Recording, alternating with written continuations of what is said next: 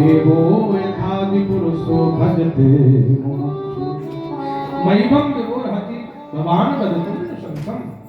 कन्हैया एक बात कहें, हम जब से आए हैं, जब से यही सुन रहे हैं कि जाओ, क्यों आई हो, कैसे आई हो, तुमको जाना चाहिए, यही सब सुन रहे हैं। एक बात कहें कन्हैया, हम तुम्हारे प्रेम में दौड़ी दौड़ी चली आई हैं, और आप जब से आए हैं तब से यही सब दुनियादारी की बातें कर जाओ।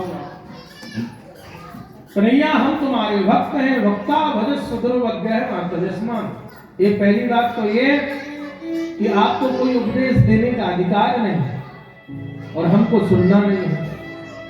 भाई किसी को जबरदस्ती पकड़ के कोई ज्ञान दिया जाता है, उपदेश दिया जाता है, अपने भाव से व्यक्ति सुनता है तो उसको उपदेश दिया जाता है। गोपियां कहती है आपका कन्हैया हमको ये उपदेश नहीं सुनना, अपने पास रखो क्या। हम आपके प्रेम में यहाँ तक भगी चली आए हैं और हम आपकी भक्त हैं, भक्ता भजस, और ऐसी भक्तों को कम से कम मत ठुकराओ।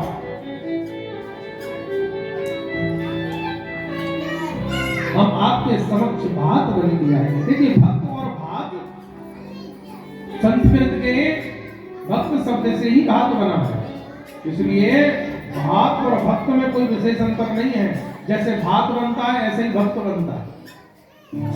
भात कैसे बनता है, पहले धान को महाराज उसको जब कुटाई होती है तो छिलका ऊपर का निकल जाता है, फिर उसके बाद फिर चावल प्राप्त होता है। चावल को फिर खौलते हुए पानी में महाराज डाल दो, और जब तक उसकी सारी कठोरता उस चावल के दाने की ना खत्म हो जाए तब तक वह भात नहीं बनता।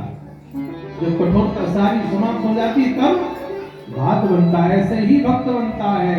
महाराज संसार की ठोकरें खाते खाते जब ये माया का छिलका हटेगा और सच्चे जीवन में सद्गुरु मिल जाए और उनकी उपासना के माध्यम से, प्रेरणा के माध्यम से जब आप भगवान की प्राप्ति के लिए तड़पोगे और जब सारे अभिमान नष्ट होंगे, चाहे वो देहाभिमान हो, चाहे कर्तृत्वाभिमान हो, चाहे ज्ञानाभिमान हो, जब सारे अभिमान समाप्त हो जाएंगे तब जाके हम भात बन पाएंगे, भगवान के लायक।